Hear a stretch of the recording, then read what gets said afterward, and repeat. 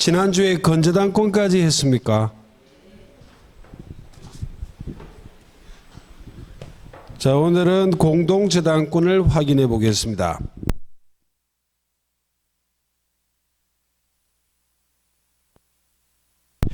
예, 기본서 472.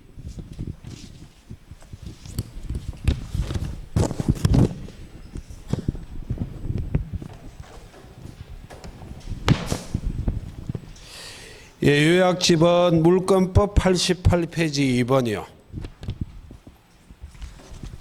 여기 맞습니까? 예?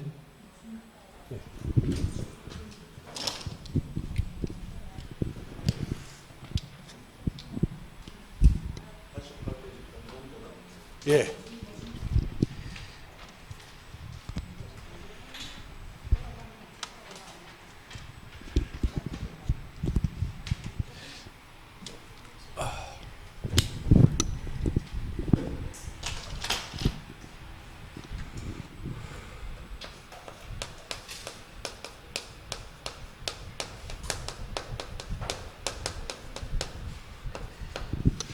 예, 개념은 가볍게 보시면 되겠습니다.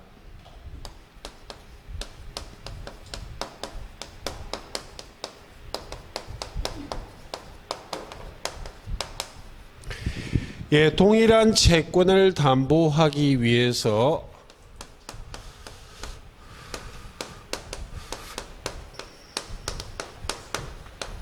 수개의 부동산의 저당권을 설정한 것을 공동저당권이라 말합니다. 자, 동일한 채권을 담보하기 위해서 수개의 부동산의 저당권을 설정했다는 것 외에는 일반 저당권하고 논리가 똑같습니다. 근데 주의할 부분은 동일한 채권을 담보하기 위해서 설정된 저당권이지만 한 개의 저당권이 아니라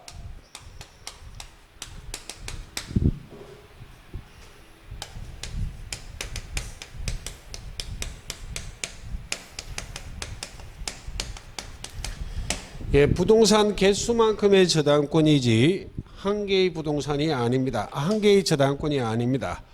가령 예를 든다면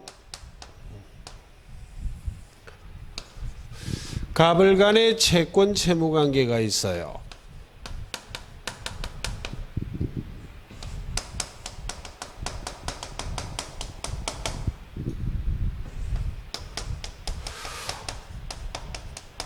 혹 변제기에 채무자가 채무를 변제하지 않을까봐 담보 제공을 요구했고 갑이 소유하는 부동산이 하나만 갖고 담보 목적이 된다면 일반 저당권을 설정하면 될 것인데 A 부동산 하나 갖고는 이 동일한 채권을 담보하기 위한 담보 목적으로 충분하지 않을 때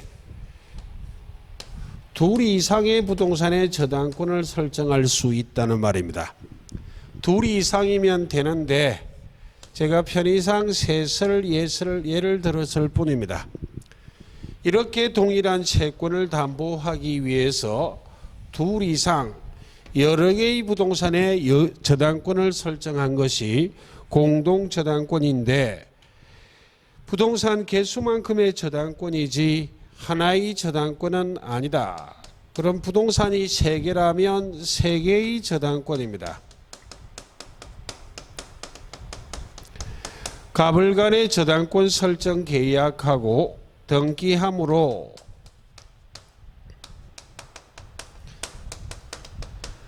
을은 공동저당권을 취득하였고 갑이 공동저당권 설정자가 되겠습니다. 그럼 저당권 설정 계약이랑 법률행위하고 있기 때문에 을이 저당권을 취득하기 위해서 등기해야만 합니다. 이렇게 계약하고 등기함으로 성립하는 저당권인데 단지 여러 개의 부동산의 저당권을 설정했다는 것 외에는 일반 저당권하고 논리는 똑같다는 이야기입니다. 그때 공동저당권이 성립하기 위해서 이 여러 개의 부동산이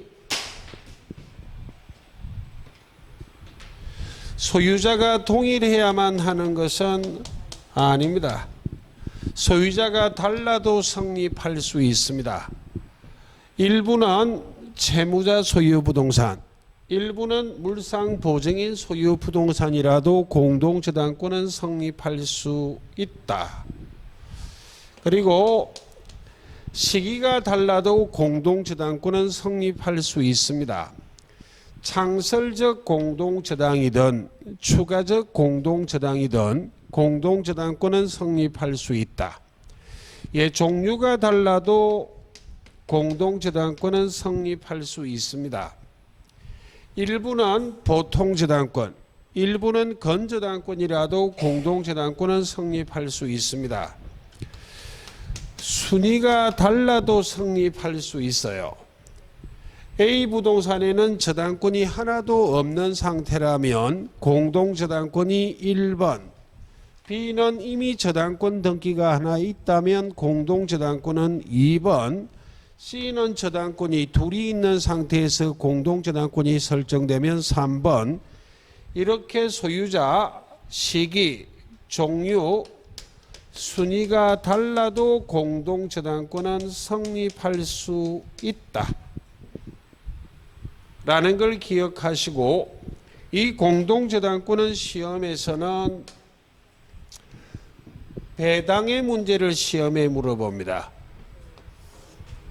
자, 먼저 공동저당권의 동시배당입니다.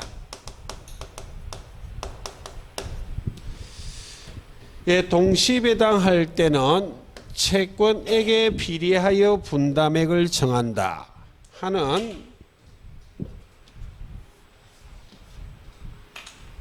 안분배당하라고 돼 있어요. 이 안분배당이라는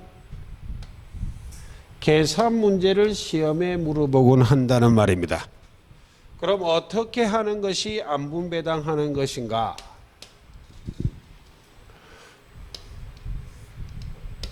공식을 좀 기억하셔야 됩니다.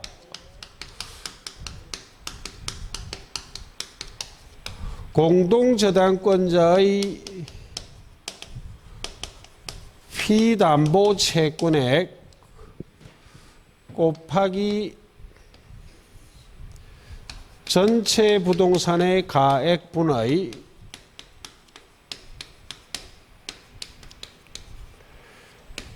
각 부동산의 가액을 한 금액을 나누는 것이 안분배당하는 방법이에요.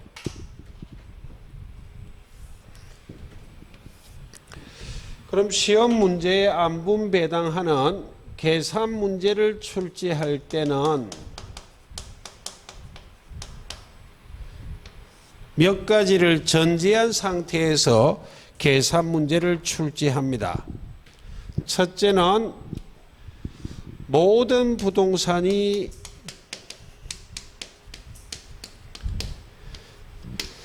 채무자 소유 부동산이다 라는 것을 전제하여 계산 문제를 만들고, 두 번째는 공동저당권자는 왜 이래?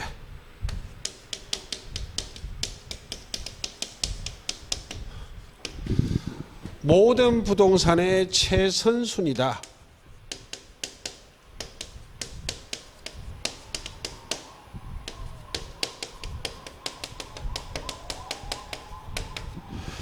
달리 말하면 공동저당권자가 모든 부동산의 1번 저당권자란 전제하 계산 문제를 만들어요.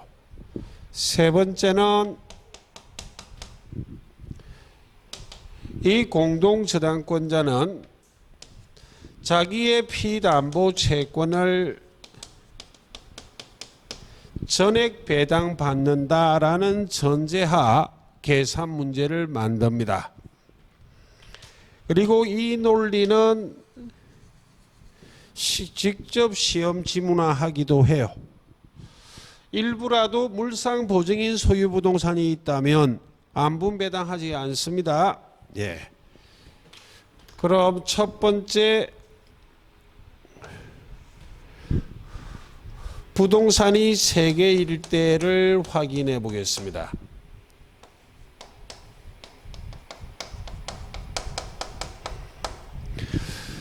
예, 부동산이 3개일 때 안분 배당하는 방법은 이 공식에 집어넣을 필요는 없습니다.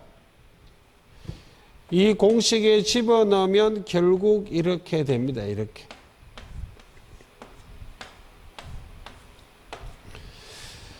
선순위 공동저당권자의 피담보 채권액으로부터 부동산의 알파벳 순서에 따라 2분의 1, 3분의 1, 6분의 1을 배당받는 것이 안분 배당하는 방식이에요.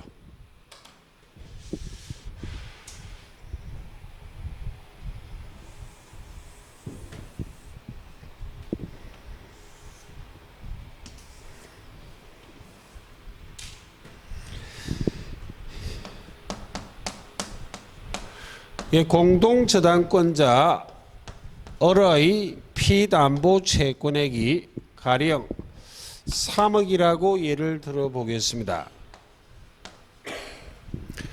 그럼 A 부동산은 시가가 3억이고 시험 지문의 시가란 표현은 경매 대가를 말합니다.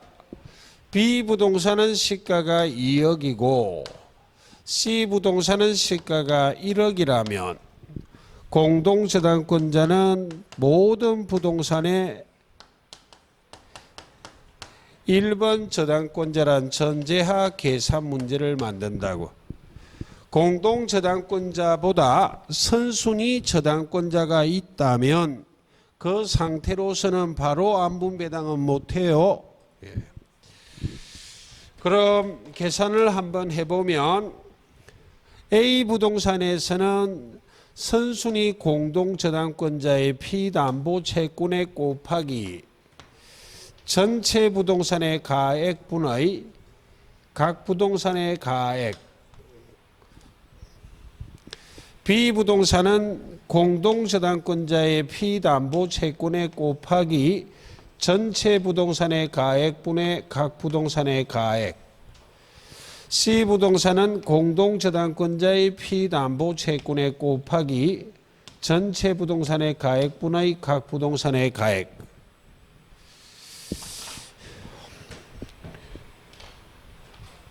부동산의 알파벳 순서에 따라 시가가 크고 그 다음이고 이렇게 출제합니다. 출제하는 자기가 계산이 안 되기 때문에 이렇게 출제를 해요. 결국 6분의 3을 약분하면 2분의 1이고 6분의 1을 약분하면 3분의 1이고 6분의 1은 그대로 6분의 1이네요. 그러니까 공동저당권자의 피담보 채권액으로부터 1억 5천, 1억 5천 이렇게 배당하는 것이 부동산이 3개일 때 안분 배당하는 방법이에요. 부동산이 3개가 등장하면 그냥 공동저당권자의 피담보 채권액을 확인하고 부동산의 알파벳 순서에 따라 2분의 1, 3분의 1, 6분의 1로 배당하면 된다는 말입니다. 예, 시험은 속전속결이에요. 자, 두 번째.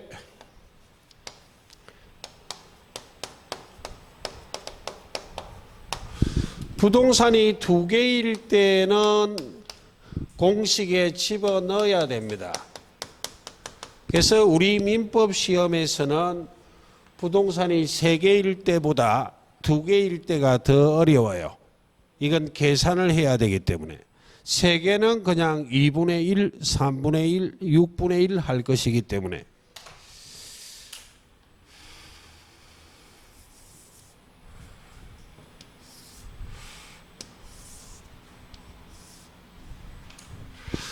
자, 공동저당권자의 피담보 채권액이 가령 2억이라면 A 부동산은 시가가 1억 5천, B 부동산은 시가가 1억. 어떻게 하는 것이 안분배당하는 것인가? 라는 문제가 등장하면 둘 중에 하나만 계산합니다. 근데 분자가 1이 나오는 게 계산이 약간 쉬워요. 즉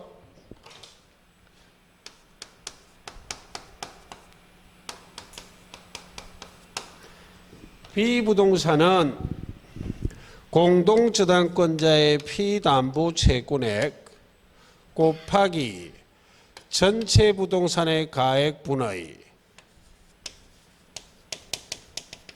각 부동산의 가액. 그럼 계산을 한다면 2억 5천분의 2억이기 때문에 8천만 원이란 거 쓸 수 있죠.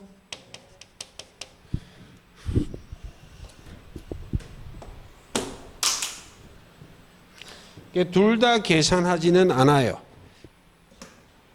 계산 문제는 공동저당권자는 자기의 피담보 채권액 전액을 배당받는다는 전제하에 계산 문제를 만들기 때문에 하나가 계산이 되면 공동저당권자의 피담보 채권액으로부터 계산된 것을 빼면 나머지 부동산에서 얼마를 배당받는다는 걸 알 수 있다 없다? 있기 때문에 둘 중에 하나만 계산합니다. 예. 이 둘을 합해서 2억이 돼야 되거든. 예. 자, 세 번째요. 동시배당이라 할지라도 안분배당하지 않는 게 있다고.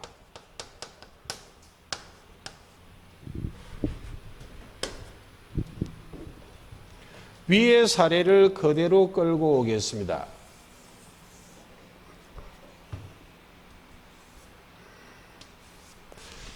가령 공동저당권자의 피담보 채권액이 2억인데 A 부동산은 시가가 1억 5천, B 부동산은 시가가 1억이라면 모든 부동산이 채무자 소유 부동산이라면 안분배당하지만 일부는 채무자, 일부는 물상보증인 소유 부동산이라면 누구의 잘못으로 경매가 된 것이다? 채무자의 잘못으로 경매가 됐잖아요. 채무자가 변제기에 채무를 변제하지 않아 경매가 됐기 때문에 이 경우는 안분배당하지 않고 채무자 소유 부동산에서 먼저 배당을 받아요. 수치는 달라져도 똑같아요. 채무자 소유 부동산에서 먼저 배당을 받고, 그럼 채무자 소유 부동산의 시가가 피담보 채권액을 초과하면 여기서 다 배당받고 물상보증인은 빵이잖아, 빵. 근데 제가 마음대로 예를 든 구조는 1억 5천밖에 되지 않기 때문에 1억 5천 전부를 배당받고 이것처럼 부족분이 있다면 그때 물상보증인 소유 부동산에서 배당을 받는 것이다. 그럼 1억 5천을 배당받았으니까 부족분은 5천이죠. 이렇게 배당을 받는 것이지 이것처럼 이렇게 안분배당을 한다 안 한다? 안 한다니까. 안분배당은 모든 부동산이 채무자 소유 부동산일 때만 안분배당하는 거예요. 예. 자, 여기까지가 동시배당에 관계된 사항입니다. 그럼 지금부터는 20회당이요.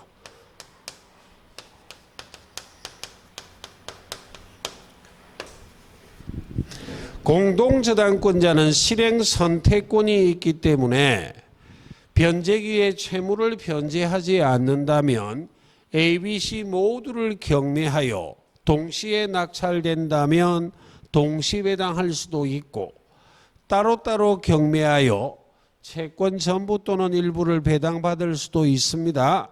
자, 20회당이요. 20회당은 계산 문제 아닙니다.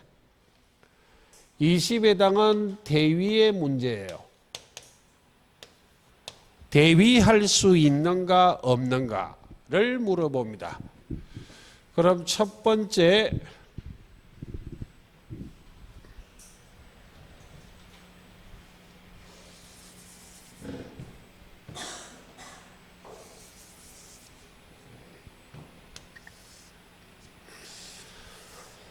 좌측의 사례를 그대로 끌고 와 보겠습니다.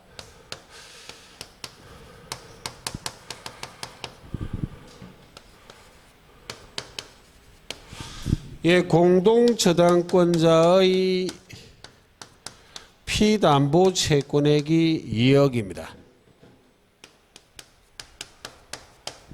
동시배당이든 20회당이든 공동저당권자는 1번 저당권자란 전제하 문제를 만들어요.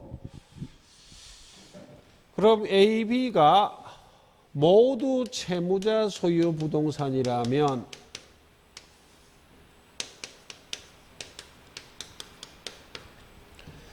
만약 동시배당했다면 A 부동산에서 1억 2천, B 부동산에서 8천을 배당받는 것이 동시배당이잖아요. 그런데 공동저당권자가 채무자 소유 부동산 중에 A 부동산만을 먼저 경매했다고.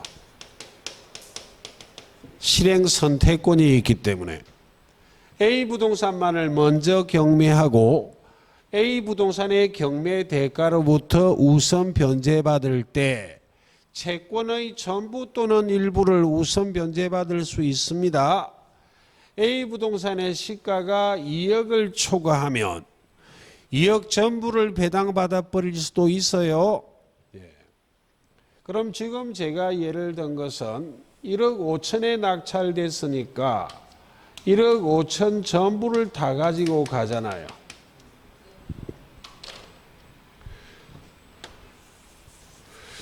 그럼 A 부동산의 차순위 저당권자, 정확하게는 차순위인데 최근에는 차자가 수험생에게 익숙하지 않을까 봐 그냥 후순위 저당권자라고도 표현합니다.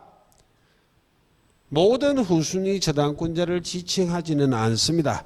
2열 차자 2번 저당권자만을 말해. 원래는 차순위 저당권자, 후순위 저당권자 같은 의미로 이해하시고, 그럼 동시배당했더라면 공동저당권자가 A 부동산에서 1억 2천을 배당받았을 것인데 20배당함으로 1억 5천을 배당받아 버렸기 때문에 차순위 저당권자는 최대 3천을 배당받지 못하는 이런 현상이 생길 수가 있다 없다? 있잖아요. 이 경우에 A 부동산의 차순위 저당권자는 선순위 공동저당권자가 동시배당했더라면 B 부동산에서 배당받았을 수 있는 금액 한도 내에서 이 선순위 공동저당권자를 대위할 수 있다 없다? 있다. 대위할 수 있습니다. 예. 이건 시험에 안 물어봅니다. 그냥 대위할 수 있다라는 정도만 필요할 뿐이에요. 이걸 시험에 물어보는 것이 아니라 시험에 물어보는 것은 이걸 시험에 물어봅니다.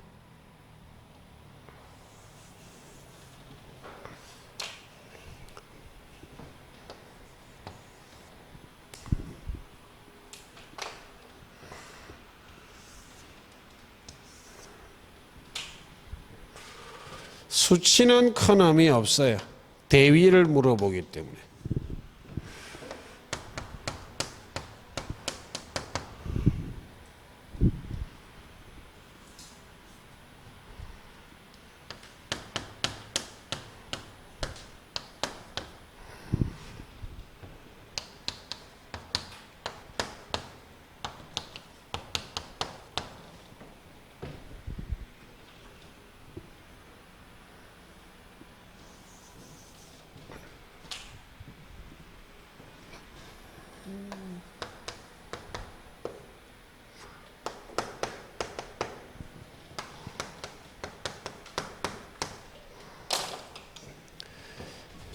(20회당의) 경우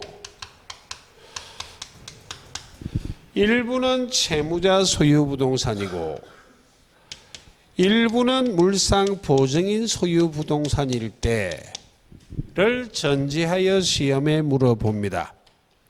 그럼 공동저당권자가 채무자 소유 부동산만을 먼저 경매하고 채권의 전부 또는 일부를 배당받은 경우 전부 또는 일부 다 됩니다.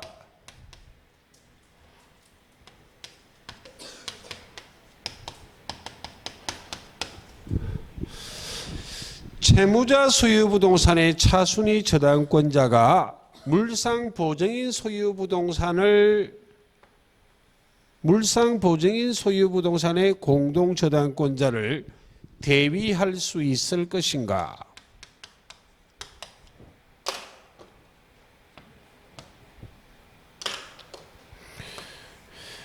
우리 시험에 대위를 할 수 있는지 물어보면 잘 모르면 있다로 가시면 되는데 대위할 수 없다가 시험에 정답이 되는 요소예요. 이 대위 없다는 꼭 기억.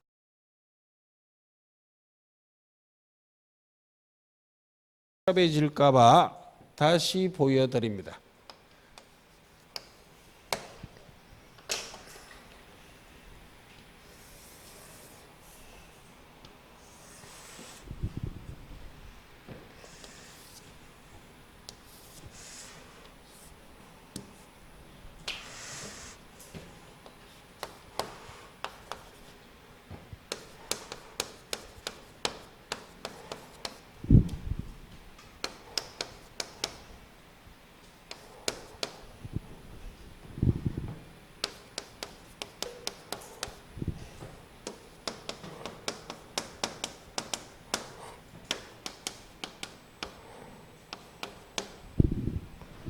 자, 이번에는 반대로 공동저당권자인 을이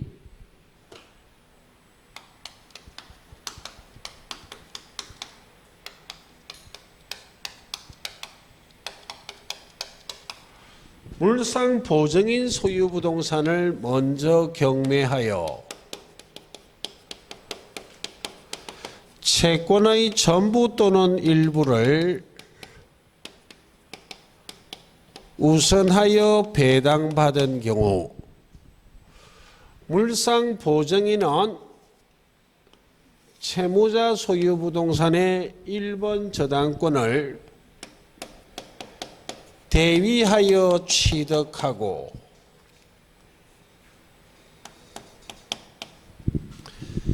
물상 보증인 소유 부동산의 차순위 저당권자는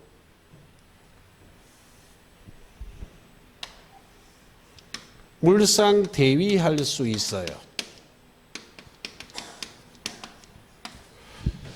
정확하게는 물상 보증인은 대위하여 취득하고 그 부동산의 차순위 저당권자는 물상 대위할 수 있는데 이 자세한 논리까지는 시험에 묻지 않을 것이고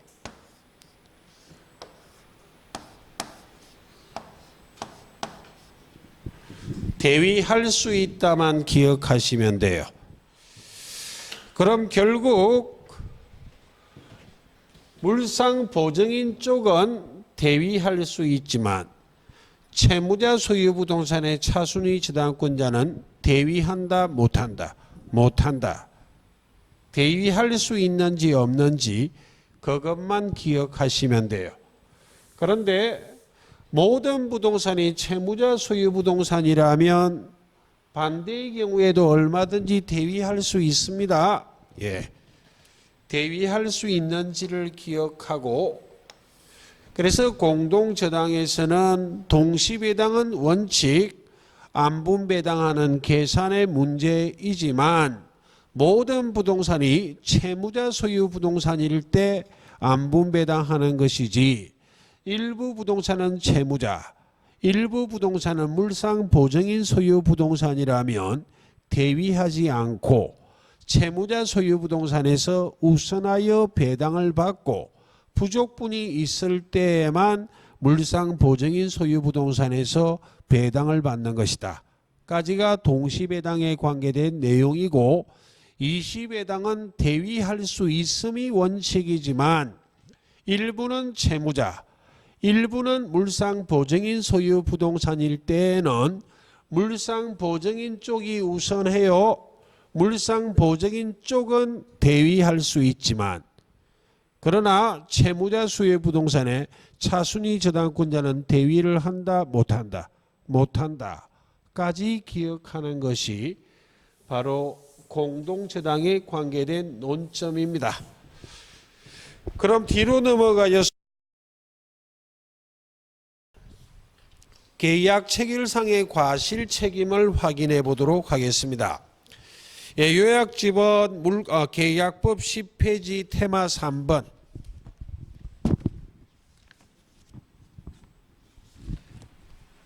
예, 기본서는 513페이지요.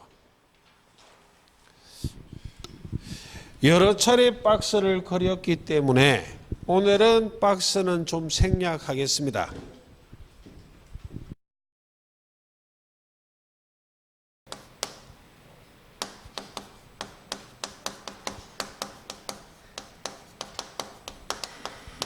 예, 계약 체결상의 과실 책임이요. 계약 체결상의 과실 책임은 첫째 요건 셋을 기억하셔야만 합니다. 요건 셋이란 이야기는 출발이 원객 전불이에요.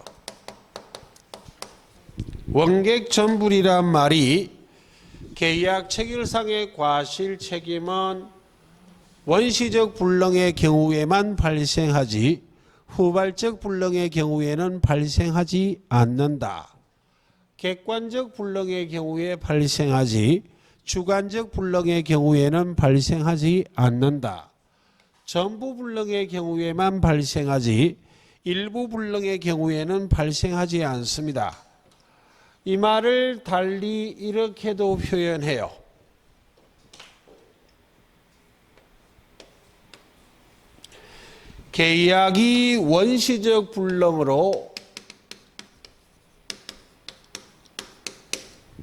계약이 원시적 불능으로 무효인 경우에만 발생하는 것이다.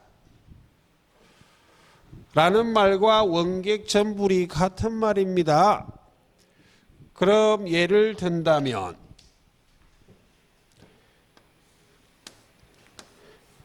갑이 소유하는 집을 을과 1월 1일 날 매매 계약을 체결 성립했습니다. 그리고 2월 1일 중도금은 매수인이 선이행하기로 하고 3월 1일 잔금 지급과 동시에 소유권 이전 등기해 주기로 매매했다고 예를 들어 보겠습니다. 그런데 이 계약이 성립하기 이전 이미 이 집이 12월 24일 날 화재로 전부 소실되어 있다면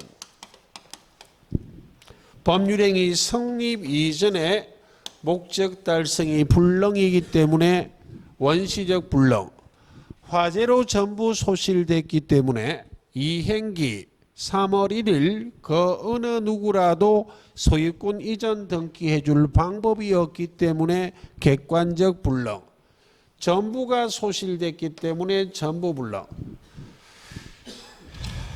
이 매매계약은 무효입니다.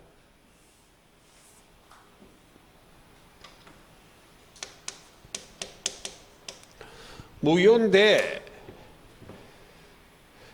매수인이 매도인에 대하여 계약 체결상의 과실 책임을 묻기 위해서 매도인은 이와 같은 사실에 대하여 알았거나 알 수 있었어야만 합니다. 그리고 매수인도 이와 같은 사실에 대하여 몰랐고 모른 데 과실이 없어야만 합니다.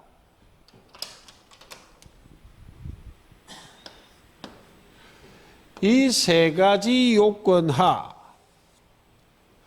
매수인이 매도인에 대하여 계약 체결상의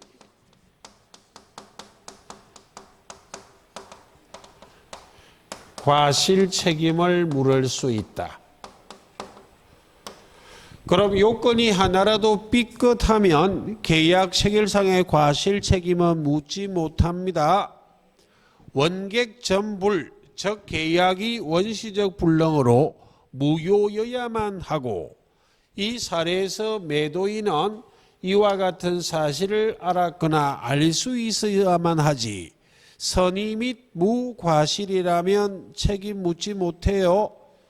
그리고 매수인도 이와 같은 사실에 대하여 선의 및 무과실이어야만 하지 악의 또는 과실이 있다면 책임을 묻지 못합니다.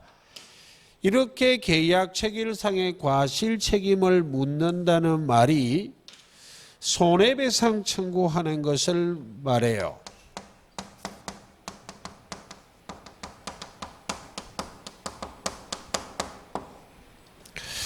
그때 손해배상의 범위는 원칙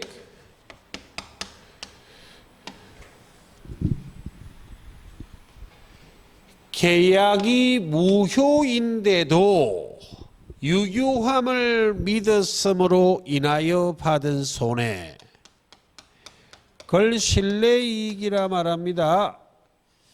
신뢰, 믿었음이란 단어의 촉각을 맞추라 이 말입니다.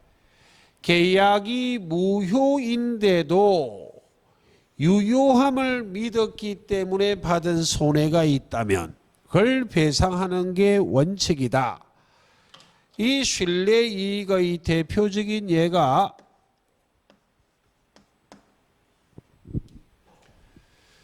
계약이 무효인데도 매수인이 유효함을 믿었기 때문에 현장에 목적물을 조사하러 갔을 수 있잖아요.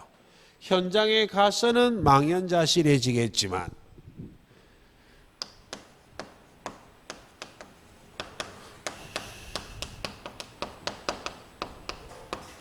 그럼 목적물을 조사하러 왔다 갔다 하면 비용이 들죠?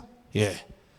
그리고 계약이 무효인데도 유효함을 믿었기 때문에 매매 대금을 지급하기 위해서 금융기관으로부터 대출 등을 받았을 수 있다 없다? 있잖아요.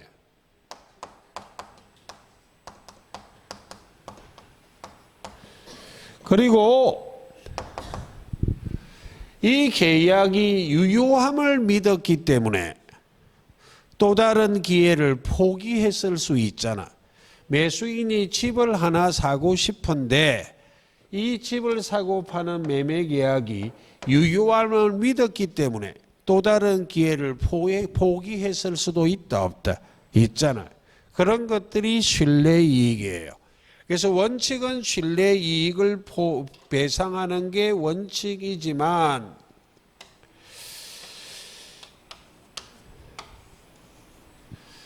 이 신뢰이익은 이행이익을 초과하지 못한다라는 규정을 두고 있기 때문에 예외적으로 이행이익 한도 내에서 신뢰이익을 배상하는 예외가 있다. 그럼 복잡한 이야기 차지하고 원칙은 신뢰이익, 예외는 이행이익, 원칙에 초점을 맞춘다 이 말입니다. 를 기억하시고 자, 그다음 이 계약 체결상의 과실 책임과 관계된 문제.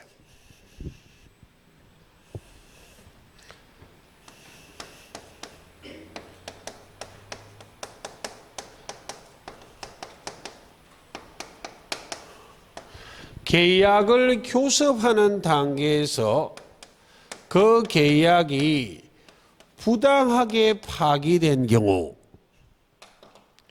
그럼 용어를 보시고 계약을 교섭하는 단계란 말은 계약이 체결, 성립됐다는 말입니까? 안 됐다는 말입니까?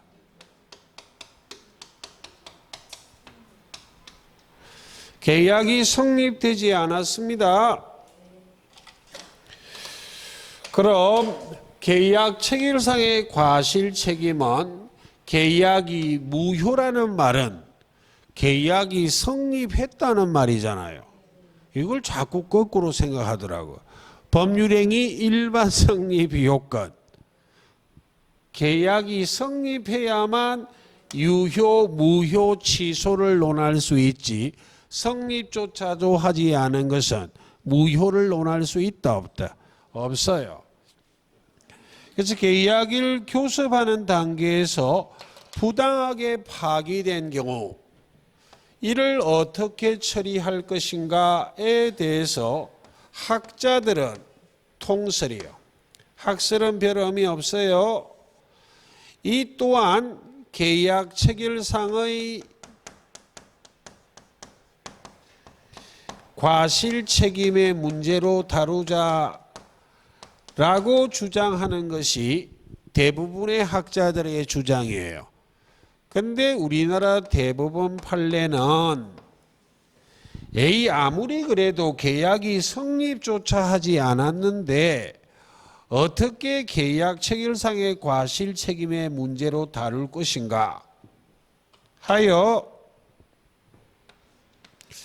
계약 체결상의 과실 책임의 문제로 다루지 않습니다.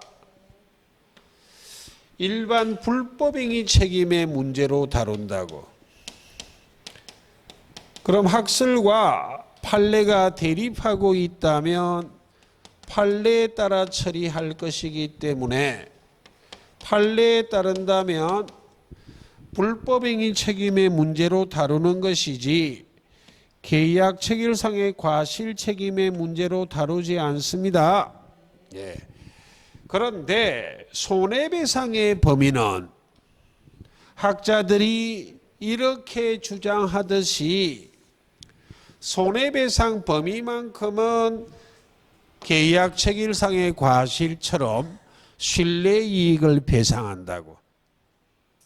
일반 불법행위 책임의 문제로 다루는데 불법행위 책임을 물어 손해배상 청구할 수 있을 것인데 이 손해배상의 범위만큼은 계약 체결상의 과실 책임처럼 무엇을 배상한다고 판례가 말한다? 신뢰이익이요. 신뢰손해란 말과 신뢰이익이란 말은 같은 말입니다. 판례가 신뢰손해란 표현을 썼을 뿐이에요. 계약이 무효인데도 유효함을 믿었으므로 인하여 받은 손해 이렇게 돼 있거든 법조문이. 신뢰 이익과 신뢰 손해는 같은 말입니다. 그럼 신뢰 손해는 도대체 무엇을 이야기하는 것인가 하는 예를 확인하기 전 이 신뢰 손해에는 정신적 위자료도 포함해요.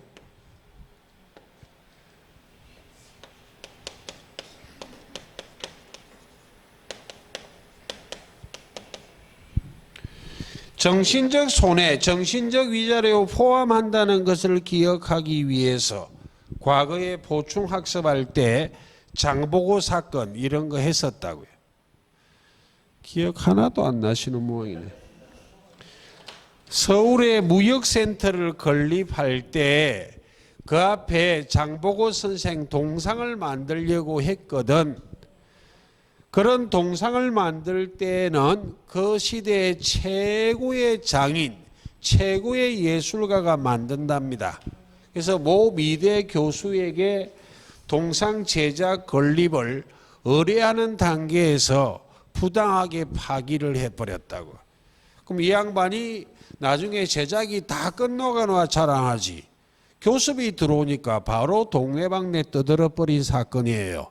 드디어 내가 국내에서 최고의 권위자로 인정받았다 라고 동네방네 떠들었는데 전부 고개를 갸우뚱했거든요. 아직 최고의 장인은 아닌데. 그래서 그 동상 제작을 건립한 그 주최 측에서 나중에는 최고의 예술가가 아니란 걸 알고 계약을 파기를 해버렸거든요.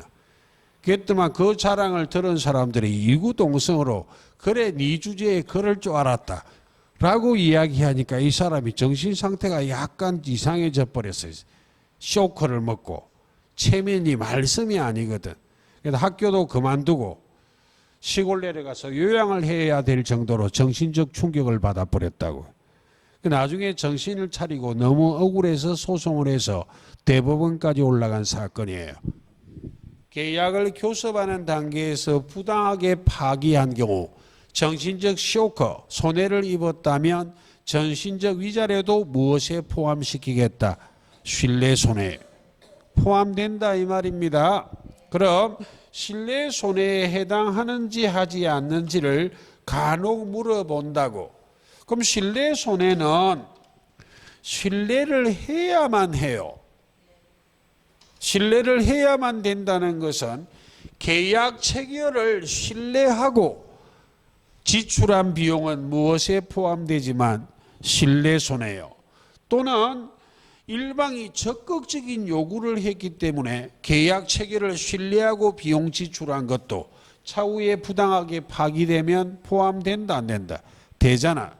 그런데 비용은 지출했지만 계약이 좌절돼도 어쩔 수 없다라고 생각하여 지출한 비용은 계약 체결을 신뢰했다 안 했다? 안 했기 때문에 경쟁 입찰이라면 꼭 자기가 낙찰이 된다고 장담할 수 있습니까? 못하잖아요.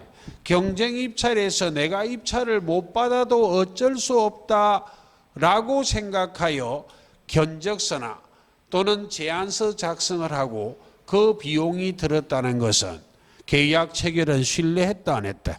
안 했기 때문에 신뢰 손해는 포함된다 안 된다? 안 된다 하는 부분을 구별을 좀 하시면 좋겠네요.